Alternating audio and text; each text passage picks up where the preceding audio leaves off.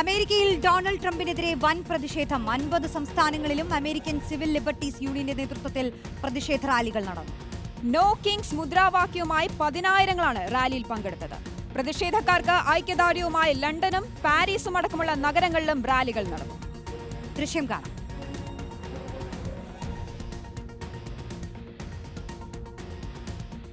ഫൈസൽ അംസ ചേരുന്നു. ഫൈസൽ, വലിയ പ്രതിഷേധമാണ് നടക്കുന്നതല്ലേ? എന്താണ് അമേരിക്കയിൽ സംഭവിക്കുന്നത്?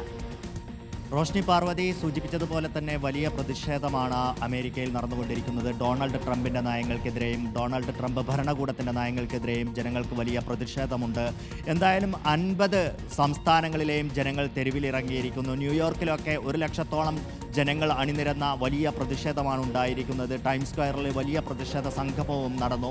ഇതിനോടനുബന്ധിച്ച് തന്നെ വൻ നഗരങ്ങളിൽ, ലണ്ടൻ അടക്കമുള്ള, പാരീസ് അടക്കമുള്ള, ബെർലിൻ അടക്കമുള്ള വലിയ നഗരങ്ങളിൽ ഈ പ്രതിഷേധക്കാർക്ക് ഐക്യദാർഢ്യം പ്രകടിപ്പിച്ചുകൊണ്ടുള്ള റാലികളും നടക്കുകയുണ്ടായി. പ്രധാനമായും ഡൊണാൾഡ് ട്രംപിനെ ലക്ഷ്യമിട്ടുകൊണ്ട് അമേരിക്ക രാജാക്കന്മാരുടേതല്ല എന്നുള്ള മുദ്രാവാക്യമായിരുന്നു ഈ റാലികളിൽ ഉയർന്നിരുന്നത്. മാത്രമല്ല, പുടിൻ്റെ കയ്യിലെ കളിപ്പാവയായും അതോടൊപ്പം തന്നെ ഹിറ്റ്ലറോട് ഉപമിച്ചുമുള്ള പ്ലക്കാർഡുകളും ഈ റാലികളിൽ ഉയരുകയുണ്ടായി.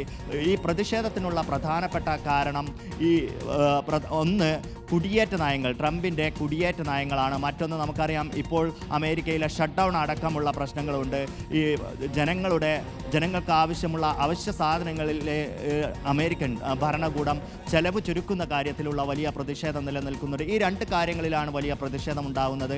നേരത്തെ ട്രംപിൻ്റെ ജന്മദിനമായ ജൂണിലും ഈ തരത്തിലുള്ള പ്രതിഷേധം ട്രംപിനെതിരെ ഉണ്ടായിരുന്നു. എന്തായാലും വലിയ പ്രതിഷേധം ഉണ്ടായിരിക്കുന്നു. പക്ഷേ പ്രതിഷേധക്കാരെ റിപ്പബ്ലിക്കൻ പാർട്ടി നേരിടുന്നത് അവർ തീവ്രവാദികളാണ്, ഹമാസ് അനുകൂലികളാണ് എന്നുള്ള മറുവാദം ഉയർത്തിയിട്ടാണ്. ശരി, ഫൈസൽ അംസയാണ് വിശദാംശങ്ങൾ നൽകിയത്.